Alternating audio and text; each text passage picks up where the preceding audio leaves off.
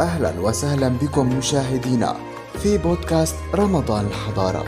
إليكم ما هو مفيد في شهر رمضان المبارك عن العتق من النار. براءة من النار أي العتق. ثبت عن رسول الله صلى الله عليه وسلم أنه قال: من صلى الله 40 يوما في جماعة يدرك التكبيرة الأولى كتب له براءتان، براءة من النار وبراءة من النفاق. بين النبي عليه الصلاة والسلام أن في هذا الحديث أجر لمن صلى 40 يوما يدرك التكبيرة الأولى، والله لا يضيع أجر من أحسن عملا، ولعل الله أن يبلغه ما نواه ويجعلنا من أهل الإيمان وعتقاء شهر رمضان. اللهم يا مقلب القلوب والأبصار ثبت قلوبنا على دينك. دمتم بخير وإلى لقاء آخر.